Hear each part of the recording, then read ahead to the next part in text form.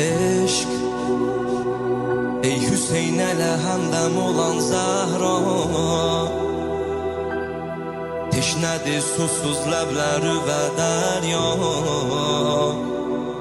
Qurbandır sənin bir tükü və dünya. Eşq ey ürəklərə yerin salan sultan, ey dodaqlarında gizlənən Qur'an. Səlamimi al sənə qurban. Səlam-ı şəhriyar eşq,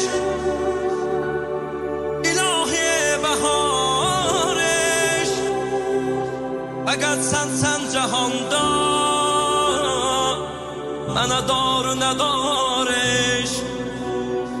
Səlam şəhriyar eşq, ilahi bəhar eşq. Fəqət sən cəhanda, mənə dar nə dar eşq.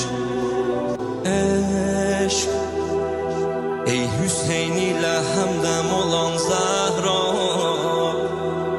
teşnədir susuz ləbləri və dərya. Qurbandır sənin bir tükü və dünya.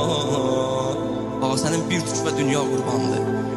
Eşq ey ürəklərə yerin salan sultan, ey dodaqlarında gizlənən Qur'an.